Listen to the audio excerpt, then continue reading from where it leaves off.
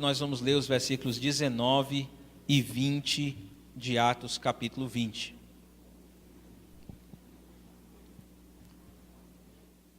Enquanto os irmãos estão folheando a Bíblia, procurando o texto,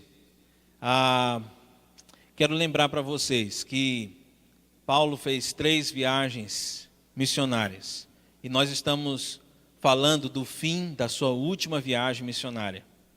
Do capítulo 16 até o capítulo 20, nós temos a história da última viagem missionária do apóstolo Paulo. E nessas últimas viagens, as coisas meio que se repetem. E então, no capítulo 20, nós temos uma despedida de Paulo, e é a última vez que Paulo vai ver os líderes da igreja de Éfeso.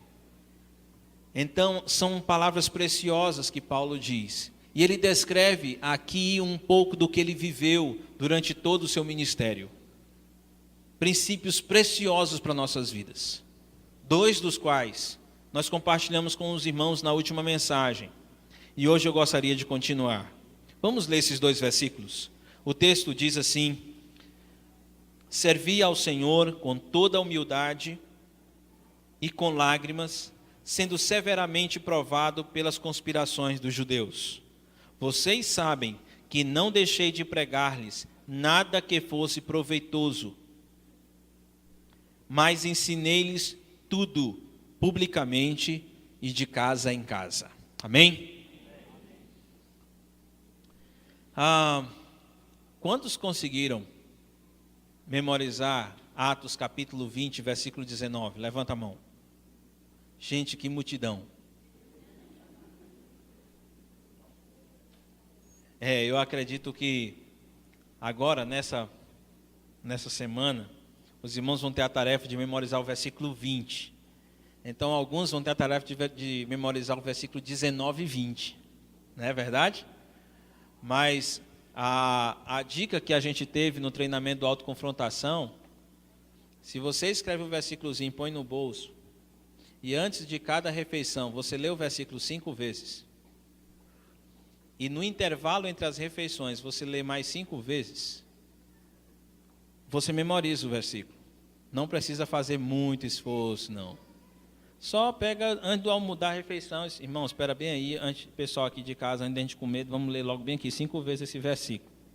E tan. E aí você termina memorizando. E você vai memorizar os 2 versículos. O versículo 19 e o versículo 20. Você que memorizou 19, só tem um 20 agora para memorizar, né? Que bênção, graças a Deus. Os primeiros princípios que nós vimos, que Paulo ensinou com sua própria vida, o primeiro foi servir com toda humildade.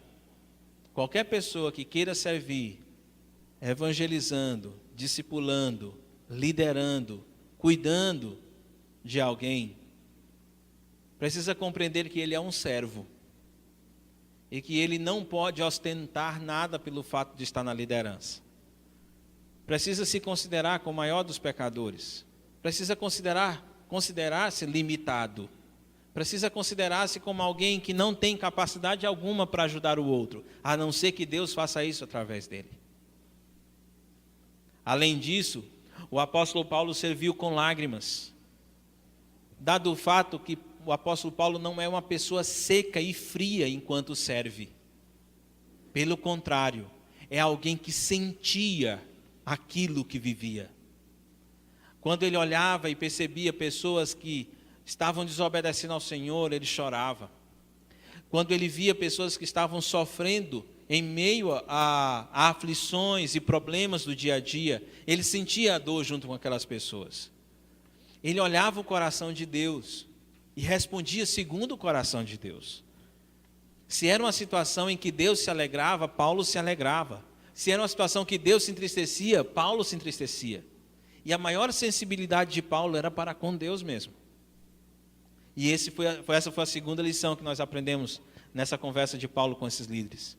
E hoje, nós temos uma terceira lição. É o final do versículo 19. Porque depois de ter dito, servia ao Senhor com toda a humildade e com lágrimas. Ele disse, sendo severamente provado pelas conspirações dos judeus. Meus queridos, se você quiser ser um cristão fiel, se você quiser ser alguém realmente que ama, se você realmente quiser ser alguém que adore de todo o coração ao Senhor, você vai ser severamente provado. Ô notícia. Ô jeito bom de começar assim, uma palavra de ânimo, assim, né? A pessoa assim está meio assim, triste, assim, pô, deixa eu dizer para você. Você vai ser severamente provado. Você ama o Senhor? Você realmente entende que Deus é alguém que vale a pena você viver por causa dele? Deus é alguém que de fato é assim, alguém tão impressionante, que eu quero viver para ele? Não importa o que eu tenha que sofrer, eu quero viver para o Senhor. Se você quer alguém que ama tanto a Deus dessa forma, eu devo dizer para você, louvado seja o Senhor, você vai ser severamente provado. Por que louvado seja o Senhor? Porque quando eu decidi servir a Cristo, as tribulações mostrarão que você é fraco. Quando você decidir servir a Cristo, são essas as provações, são as provações que vão mostrar para você que você não tem motivo de se orgulhar.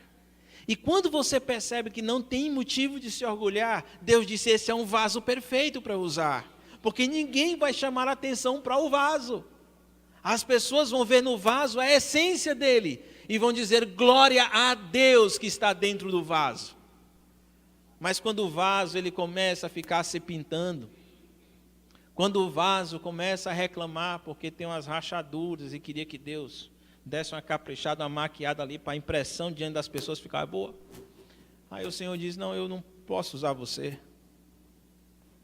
porque você vai chamar mais atenção do que eu.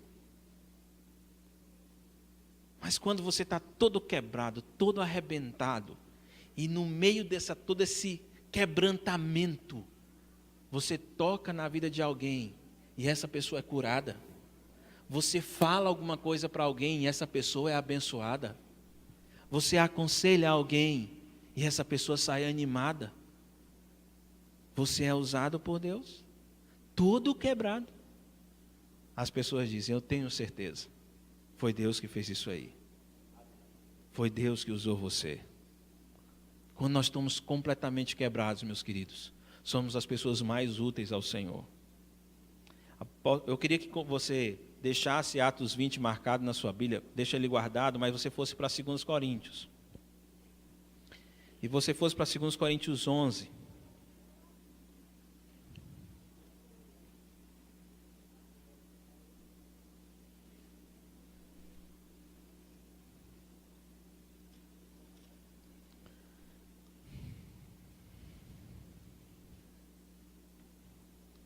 E quando você chegar no 2 Coríntios capítulo 11, você vai até o versículo 23.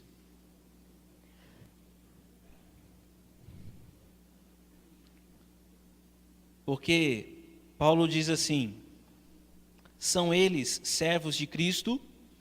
Eu estou fora de mim para falar dessa forma. Eu ainda mais. Trabalhei muito mais. Fui encarcerado mais vezes. Fui açoitado mais severamente e exposto à morte repetidas vezes. 5 vezes recebi dos judeus 39 açoites. 3 vezes fui golpeado com varas. Uma vez eu fui apedrejado. 3 vezes eu sofri naufrágio. Passei uma noite e um dia exposto à fúria do mar. Estive continuamente viajando de uma parte a outra. Enfrentei perigos nos rios, perigos de assaltantes, perigos dos meus compatriotas, perigos dos gentios, perigos nas cidades, perigos nos desertos, perigos no mar e perigos dos falsos irmãos.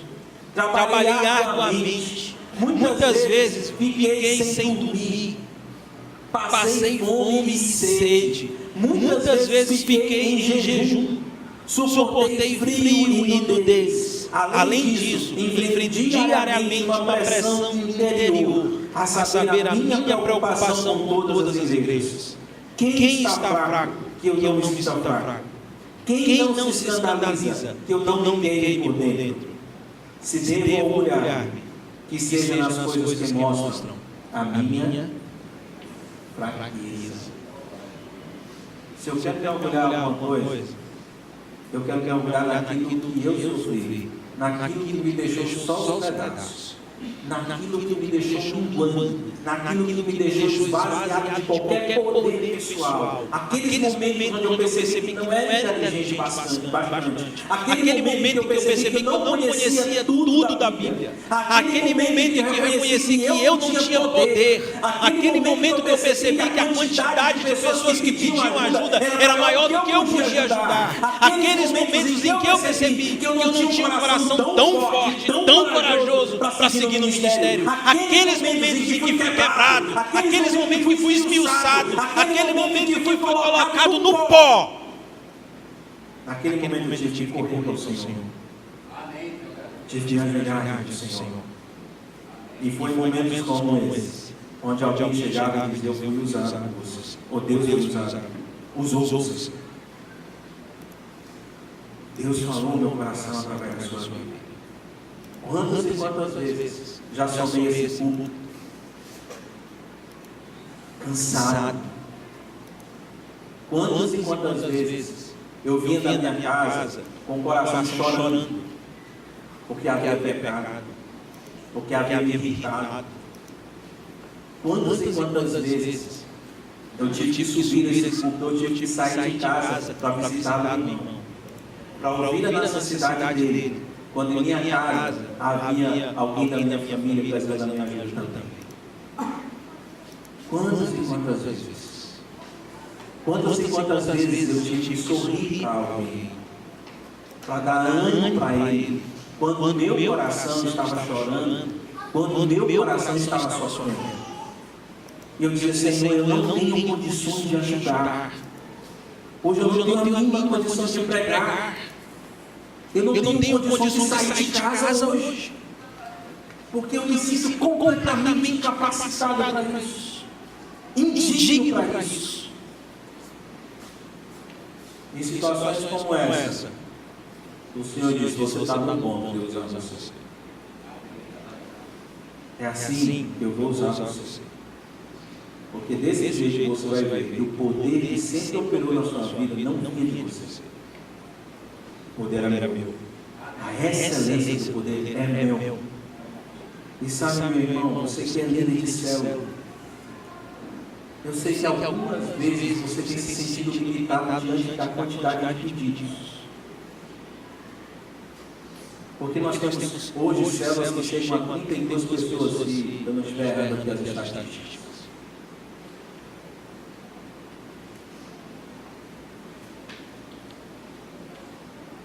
Em uma igreja nós deveríamos ter 50 células, nós temos 38 células. Eu sei como vocês líderes estão sofrendo.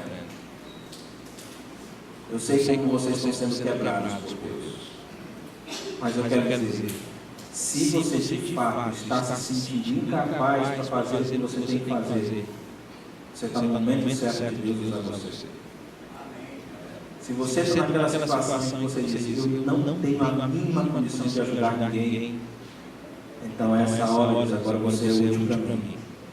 Agora eu vou usar você poderosamente. Sabe, às vezes nós, porque nós vivemos num mundo de estatísticas e resultados, nós calculamos que nosso ministério está indo muito bem, quando o número de pessoas na nossa célula está aumentando, quando nós estamos conseguindo formar novos líderes, quando nós estamos vendo pessoas se convertendo. E nós esquecemos que nós não fomos chamados para gerar números. Nós fomos chamados para ser os instrumentos de Deus. Os números são números de Deus. Se ocorrer 10 conversões essa noite, são 10 números de Deus, não são nossos. Se eu tiver 10 pessoas se reconciliando com o Senhor, são números de Deus, não são nossos. Se essa igreja tem aqui, o último cálculo passou de 650 pessoas, são números de Deus, não são nossos. Porque se Deus não tivesse trazido tais pessoas para cá, elas não viriam. Quem de vocês se entende como alguém completamente capacitado para fazer que tantas pessoas sejam salvas em Cristo Jesus? Quantos de vocês são inteligentes ou bons de conversa bastante para fazer com que alguém decida entregar a sua vida e morrer por causa de Cristo Jesus? Se algum de vocês é capaz de fazer isso, lamentavelmente você é inútil para Deus.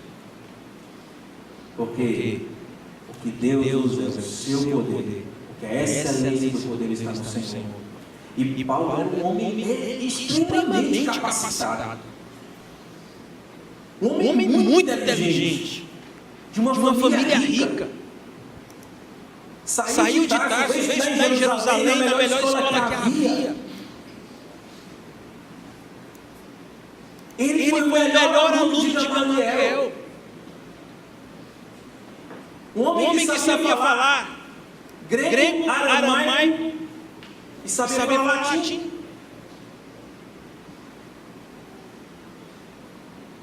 Um homem conhecedor da filosofia grega. Um homem conhecedor das leis humanas. Paulo era extremamente inteligente. Mas chega um momento da vida dele que o mensageiro do diabo envia um espinho na carne dele. E ele clama ao Senhor: eu não quero, Pai, esse espinho na minha carne. Por 3 vezes ele pede ao Senhor. E o Senhor diz: no, I don't. Que em grego quer dizer não.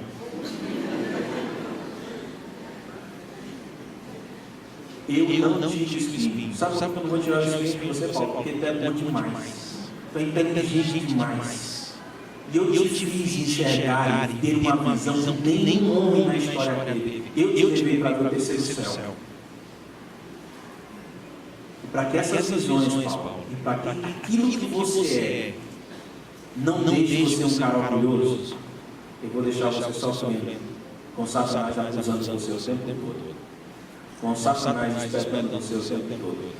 Para que você lembre do teu poder, porque o meu poder se manifesta na sua fraqueza. O meu poder se manifesta quando você é fraco. Quando você se esvazia, quando você não aposta no seu conhecimento, quando você não aposta na sua capacidade. Por isso, meus queridos, muito me alegro nas provações. Quando decidir servir a Cristo, as tribulações mostrarão para mim o quanto eu sou fraco. E sabe o que mais? Nenhum caráter é aprovado antes que ele seja aprovado. Não existe aprovação sem teste. Não existe nota 10 sem avaliação. Ninguém pode abrir a boca e dizer que crê em Deus, que teme ao Senhor e que é fiel a Deus, se ele não foi testado na sua fé e na sua fidelidade. Ninguém pode dizer que ama ao Senhor, se ele não teve a oportunidade de dar a sua vida por ele. Se a sua vida tem sido confortável todo o tempo, se a sua vida cristã foi ficar sentado, assistindo mensagem, assistindo louvor, você não sabe aquilo que você crê. Você não sabe se ama a Deus. Você não sabe se é fiel a Deus. Você só saberá se é alguém fiel a Deus se você já entregou a sua vida para o Senhor e Deus colocou você na provação. E se Deus colocou você no teste. Deus o ama tanto que nunca lhe deu uma aprovação além daquilo que você podia suportar, mas sempre Ele manda um kit de libertação. Cada vez que você é provado, cada vez que você é testado, Deus dá condições de você sair dali. Sabe quando as pessoas não estão tratando você bem? Sabe quando você passou um período e várias pessoas se converteram na sua célula e você se alegrou e você fez festa e de repente nada mais de conversão ali? Deus está testando você. Deus está provando você. E quando você estiver sofrendo, meu querido, quando você estiver na situação mais complicada da sua vida, quando tudo estiver bagunçado à sua volta e você perder o controle da situação, a resposta que Deus quer de você é a resposta que Jesus teria naquela situação, dizer: eu confio no Senhor, por mais complicado que esteja, por mais difícil que seja, por mais que dor meu coração, eu confio no Senhor, eu não vou negar o nome do Senhor, eu não vou deixar de obedecer ao Senhor, eu vou cumprir fielmente aquilo que o Senhor mandou eu fazer. Nós somos testados no nosso caráter todos os dias. O apóstolo Paulo disse: não só isso, mas também nos gloriamos nas tribulações, porque sabemos que a tribulação produz perseverança. Como que uma tribulação pode produzir perseverança? Sabe quando você marcou o encontro da célula e você planejou um encontro maravilhoso, e de repente todo mundo estava dizendo: não vou. Não dá, porque hoje vai ter o último capítulo do seriado lá. Não dá, porque hoje tem o aniversário da minha vizinha. Não, hoje não vai dar, porque tem uma prova amanhã para fazer. Não, hoje não vai dar, porque você como líder fica sonhando. E é muito que as pessoas percebessem que o reino de Deus tem em primeiro lugar. Você começa a se angustiar, eu acho que vou largar esse negócio de vida de mão. Eu acho que vou acabar com esse discipulado. Eu vou lá e a pessoa marca comigo, a pessoa não está lá. Chega, eu não aguento. E então você chega para o Senhor: Senhor, eu não tenho mais vontade de fazer isso, eu não quero mais fazer isso, porque eu não estou vendo sucesso naquilo que eu estou fazendo. Fala o meu coração, diz para mim, o que o Senhor quer que eu faça agora? Agora que todo mundo está dizendo que não vai para o encontro. Agora que a pessoa que eu estou discipulando não está me recebendo mais. Agora que aquela pessoa que eu estava falando do amor do Senhor não quer mais ouvir do Senhor. O que eu faço, Senhor? E o Senhor então começa a trazer à memória os textos da palavra de Deus que dizem o que você tem que fazer. Eu não te mandei ser forte e corajoso. Não temas nem te espantes, não fica apavorado. Porque eu, Senhor, teu Deus, sou contigo, por onde você quer andar. Então somente medita nas Escrituras. Sou eu que exerce o ministério. Você é um vaso na minha mão. E essas coisas que você vai lembrando, e você, enfim, lembra daquilo que é mais importante. Estou passando por uma provação, para que o meu caráter seja testado. E a minha resposta ao Senhor é: eu obedeço ao Senhor. Eu vou fazer o que o Senhor vai fazer. Os que estiverem no encontro hoje à noite serão abençoados por aquilo que planejamos. Eu vou até a casa daquela pessoa que estou discipulando. Mesmo que no último encontro pareça que ela não estava mais interessada. Mas eu vou orar com ela, vou compartilhar o amor de Cristo com ela. Vou tentar ajudá-la, vou tentar animá-la a seguir na fé. Mas, Senhor, eu não consigo fazer isso. Eu preciso que o Senhor faça isso no meu lugar. E sabe o que vai acontecer? Alguns encontros não vai ter ninguém.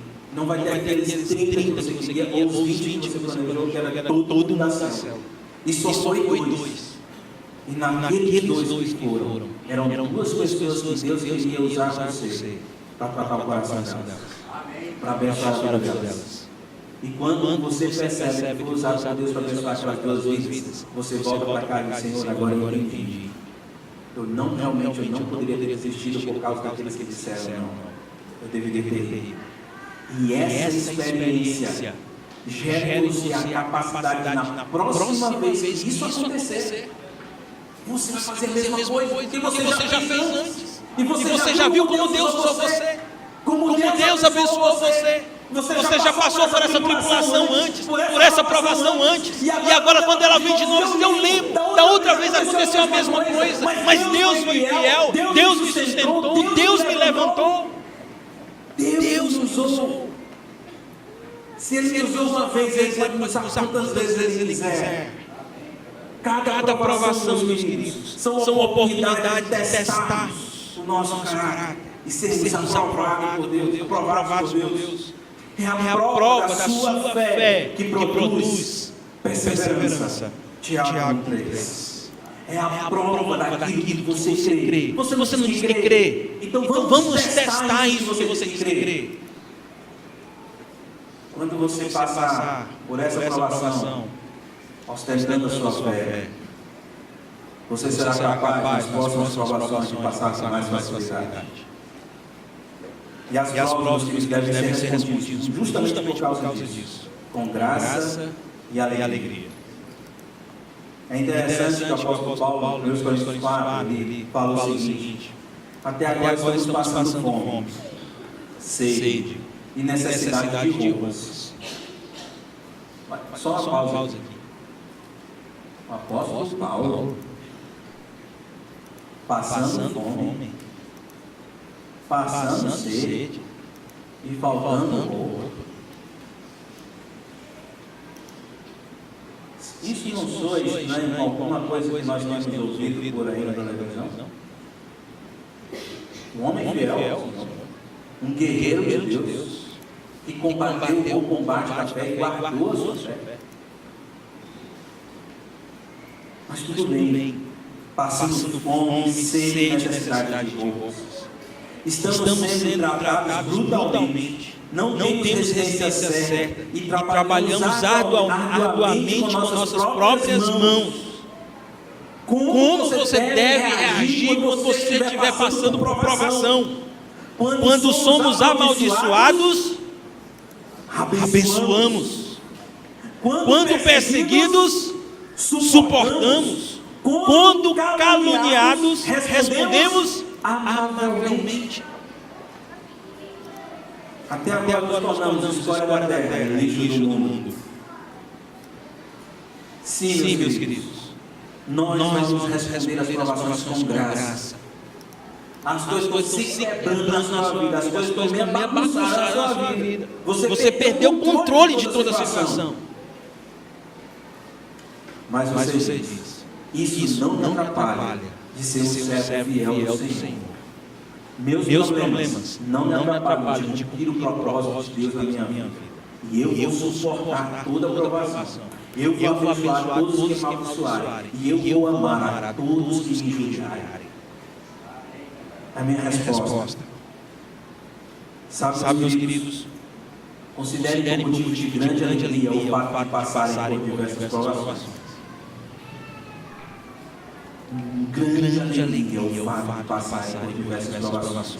Aquilo que vocês são hoje é muito melhor do que aquilo que vocês eram antes da última provação que vocês tiveram.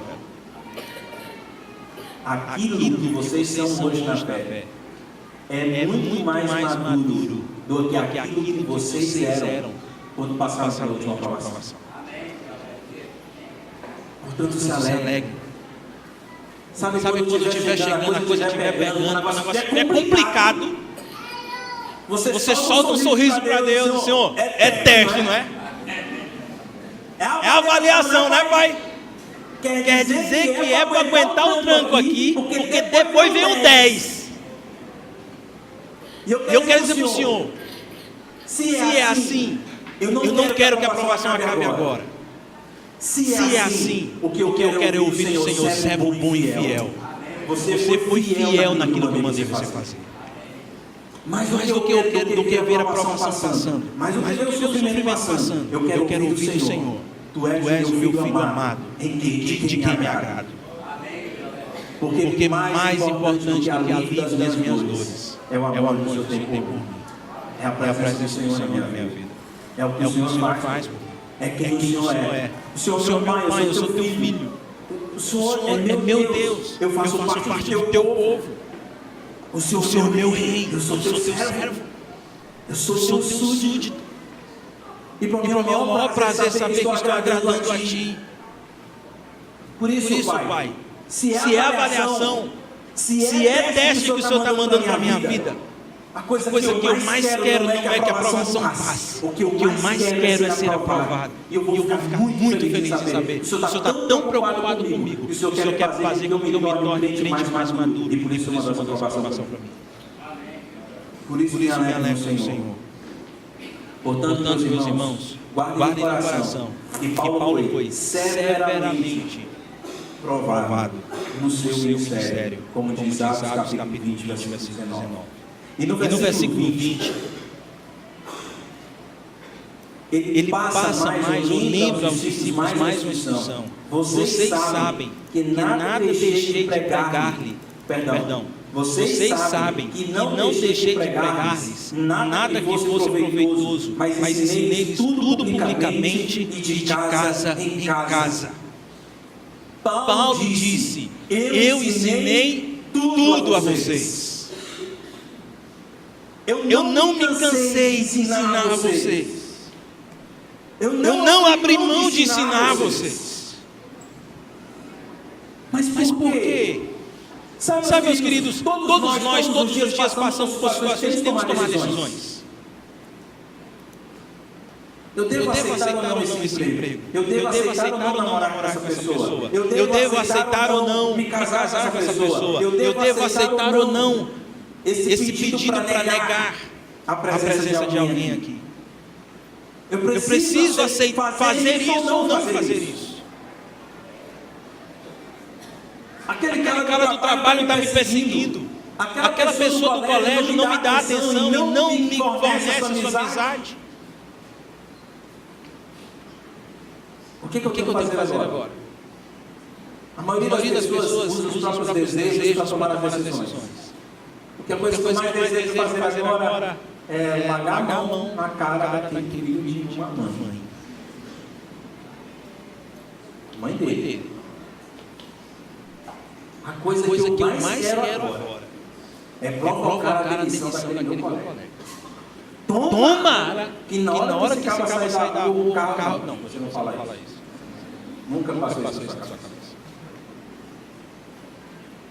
Mas tomara que ele sofra.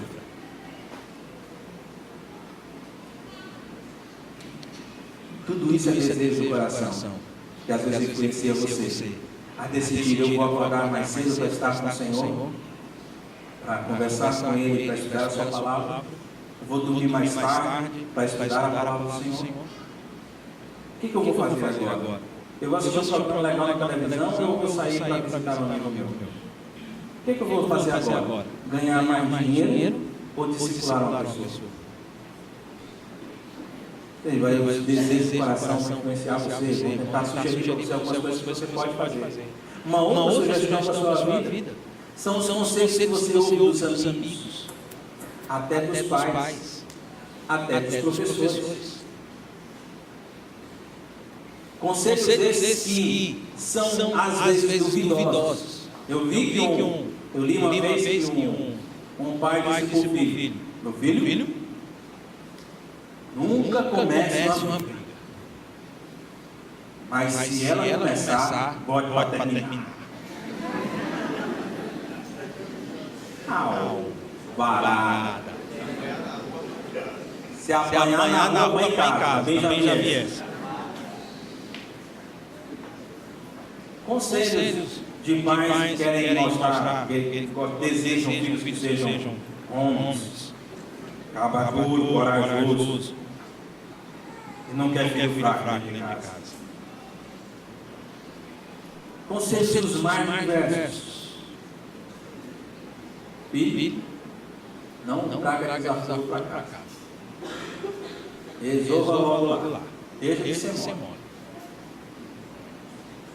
Por que? Bom, existem muitos conselhos bons também. Os pais dão bons conselhos, os amigos dão bons conselhos, professores dão bons conselhos. Mas não há nenhuma garantia de qualquer uma dessas coisas possa servir em todo o tempo para decidirmos o que vamos fazer. O que você deve fazer se por acaso o seu marido lhe trata mal, o que você deve fazer? Se o seu pai diz que você não deve mais ir à igreja, o que você deve fazer? Se o professor do colégio disser para você preparar um trabalho defendendo algo que a Bíblia condena, o que você deve fazer nessas horas?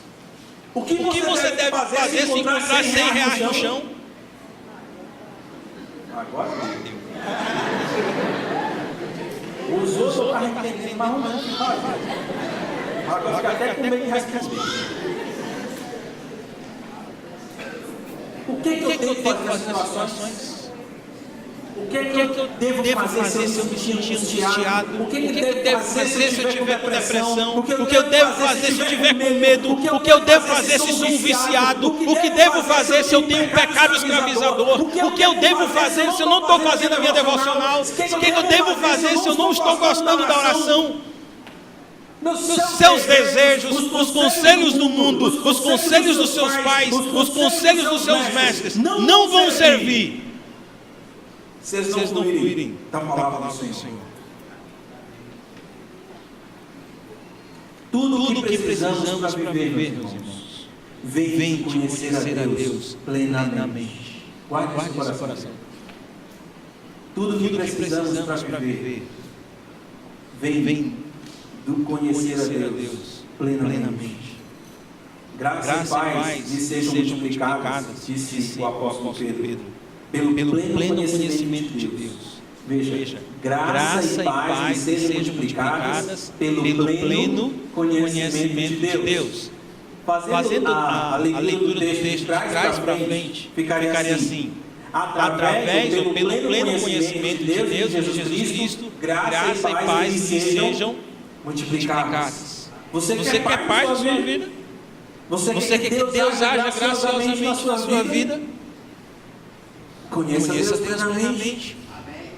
Busque conhecer a Deus plenamente. Seu divino poder nos deu todas as coisas de que necessitamos para a vida. Seu divino poder nos deu todas as coisas de que necessitamos para a vida. Se eu parar o versículo aí, se eu parar, alguém vai pensar assim: se eu estou precisando de alguma coisa para a vida, basta que eu chegue e diz: Senhor, manifesta o teu poder agora. Agora. Opera, Senhor, opera. Porque você parou bem no versículo. E claro, que o versículo até aí parece ser mais fácil de ser seguido. Porque eu só estou imaginando aqui que Deus tem um poder tão grande que basta eu pedir a Ele para que Ele haja em alguma coisa que eu quero e aquilo vai acontecer. Mas o resto do versículo diz: por meio do pleno conhecimento daquele que nos chamou para a sua própria glória e virtude. Como é que Deus opera o seu poder para que a gente tenha tudo o que a gente precisa na vida? É a medida que eu conheço a Deus. A medida que eu conheço plenamente a Deus. Às vezes a gente fica impressionado com algumas orações que eram feitas, como por exemplo Moisés: Senhor, ou o Senhor perdoa o povo de Israel, ou o Senhor tira o nome do livro da vida. Mas rapaz, Moisés era bem petulante.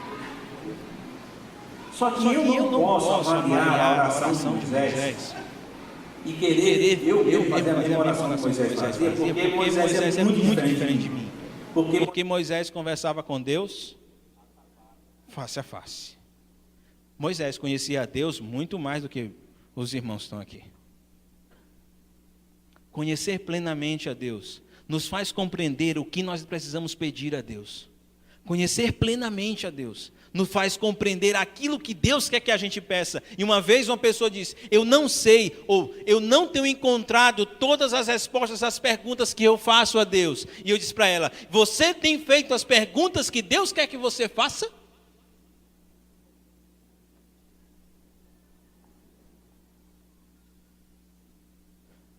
Não é simples, não é você que governa a sua vida, é Deus que governa a sua vida.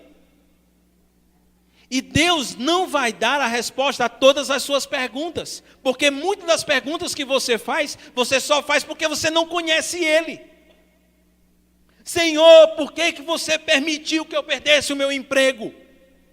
Senhor, por que o Senhor permitiu que a minha célula diminuísse e ficasse só esse bocadinho de gente? Senhor, por que aquela pessoa por quem eu oro, ela nunca se converte? Senhor, por que isso? Essa pergunta errada. Pergunta de quem não me conhece. Porque se você me conhecesse, você faria outra pergunta. Porque essa pergunta, aqueles que me conhecem sabem a resposta. Eu sou o Senhor. Eu decido o que vou fazer. E eu sei fazer com muito mais sabedoria que você. Mas meu filho, ó Senhor, eu amo tanto o meu filho que eu queria que ele fosse salvo. E Deus responde, eu amo o seu filho mais do que você. E eu já provei isso para você na cruz. Mas Senhor, o meu marido, sim, o que tem o seu marido? Ele é uma pessoa tão ruim. E você? Você é boa, né? Porque, pai, eu oro, eu jejum, eu vou para a igreja, eu jejuo, eu vou para a igreja, eu faço discipulado, eu vou para cima e vou para baixo, e o meu marido fica só lá na cama, me pedindo um suco. Não ri não, que isso pode ser sua vida. Porque o que tem de homem ureia seca, rapaz, irmão, o que tem de homem que pensa que vai subir agarrado na saia da mulher para o céu. Sabe, nosso grande desafio é termos homens fortes aqui na igreja. Mas tem muito homem valente aqui dentro. Amém, irmãos? Amém, irmãos? Tem muito homem, sim, que tem assumido o seu papel de líder espiritual de sua casa.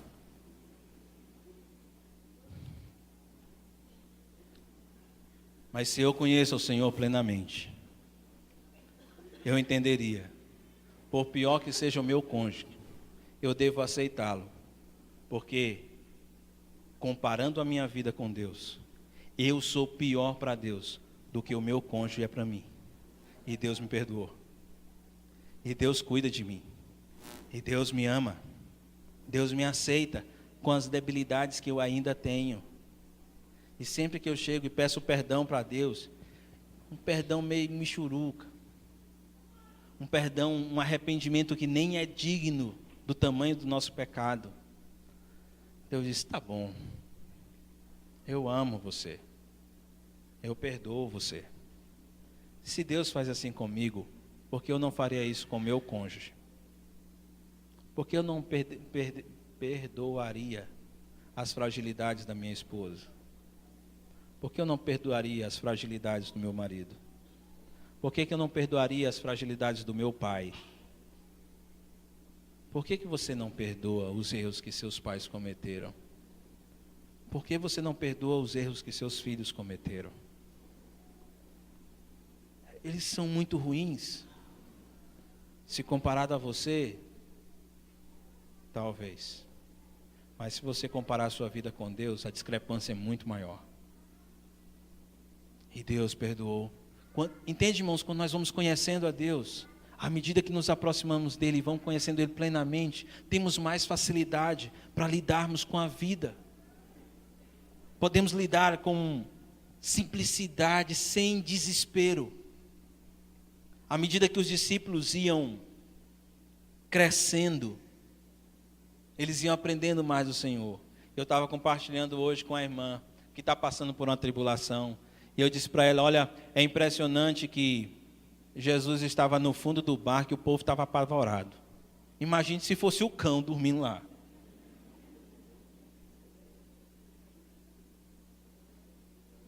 Jesus lá no fundo do barco. As ondas podiam passar por cima. O barco podia sacudir à vontade. Podia estar aquele breu no meio do mar. Mas, poxa vida, quem está coordenando isso aí tudo, essa festa toda aí, está dormindo lá embaixo. Então deixa eu só dar uma opinião para Jesus. Eu chego lá para Jesus e Senhor, está na hora do Senhor acordar. Ó, não é por nada não.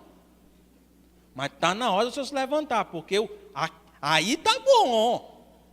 Aí na caminha está bom, Jesus. Mas aqui do lado de fora o negócio está pegando. Agora, se o senhor, desculpa aí, mas se o senhor aceita a minha opinião, o senhor acorda, vai lá em cima e vê o festival que está. Não, meu filho, Pedro não estava com essa tranquilidade, essa brincadeira toda que eu estou, não. Pedro estava apavorado. E o Senhor olha para a cara de Pedro, diz: homem de pouca fé. Que história é essa? Que alvoroço é esse? Por causa de uma tempestadezinha. A tempestade, desculpa, só um minutinho, tempestade para. Só porque eu estou conversando agora com Pedro. E o mar se acalma. Sabe, o interesse do Senhor de ver os filhos dele confiando nele é impressionante. E eu fico imaginando, talvez você possa imaginar o mesmo quadro que eu. Você, naquele barco com os 12 apóstolos, com os 12 discípulos, o vendaval por cima, onda por cima, a tempestade comendo o raio em cima de você. Você olha para o fundo do navio e vê que Jesus está lá. Você vê o alvoroço dos discípulos.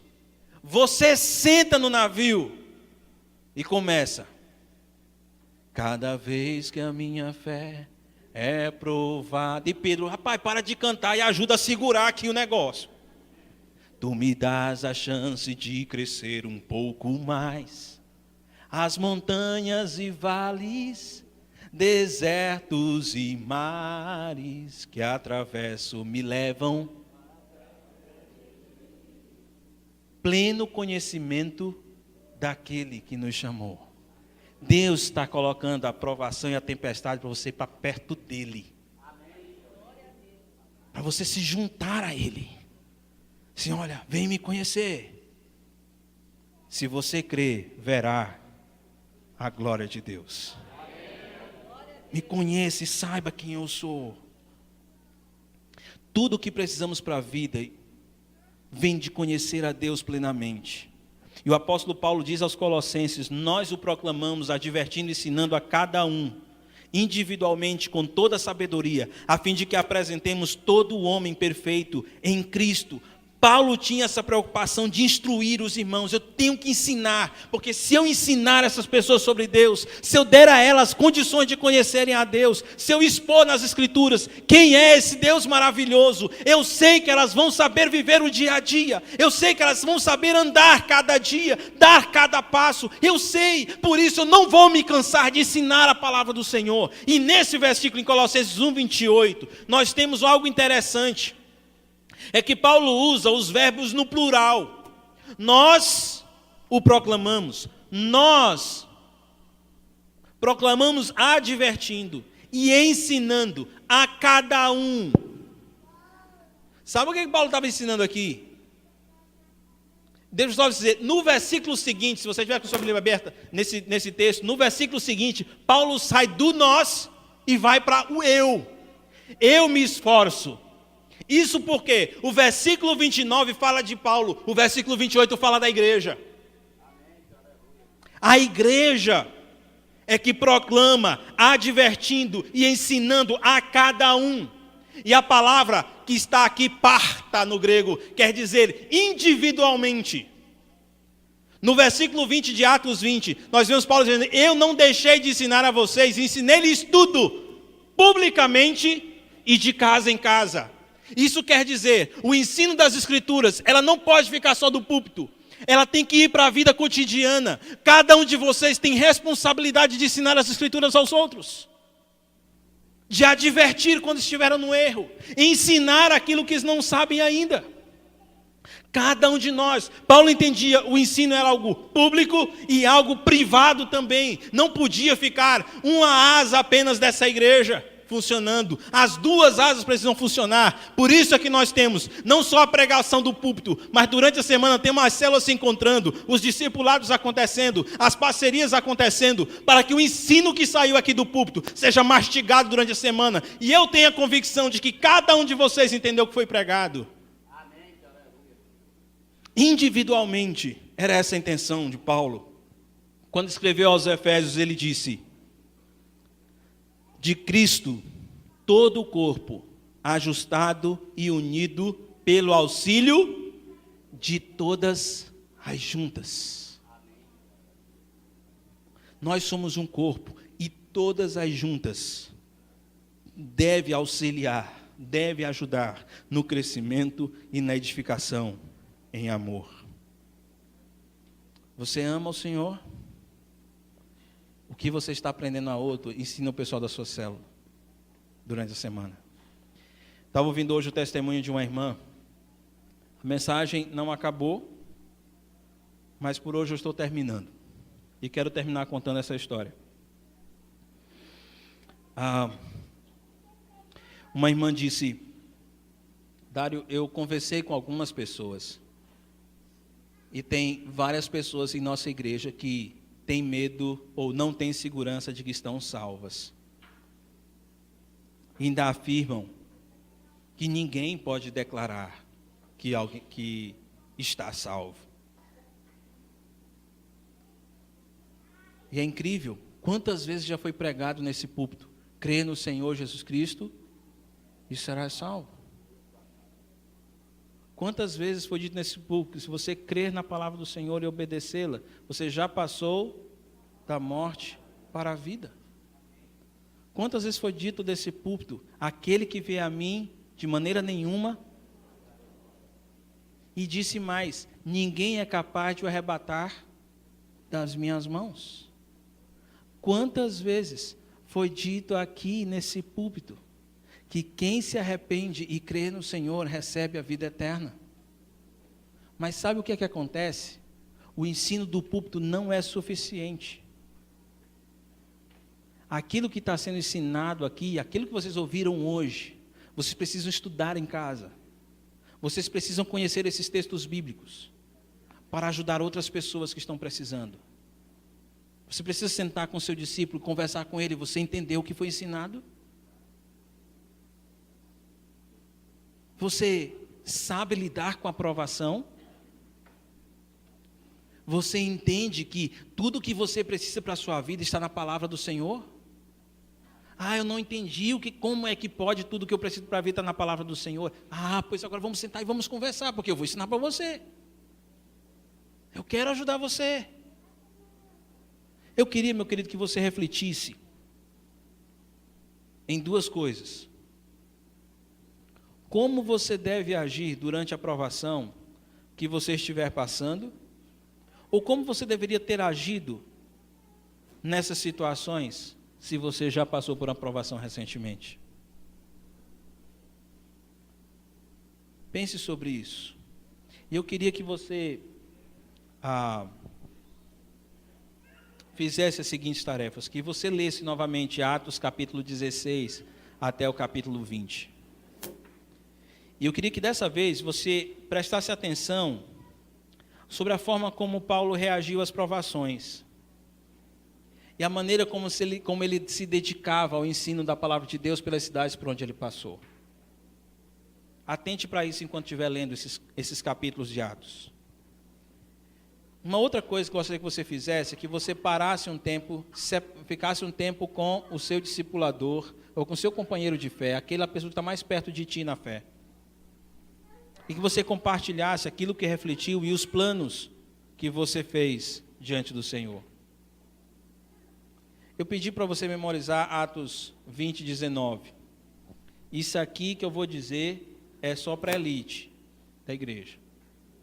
Você vai memorizar também Tiago 1:3. Eu não sei se você está na elite. Se você estiver na elite, então você decora também Tiago 1:3. Mas quer dizer para você, Atos 20, 19 e 20 e Tiago 1:3 vão ser poder na sua vida. Guarde isso na sua mente, porque você vai precisar desses textos. No seu dia a dia você vai precisar desses textos.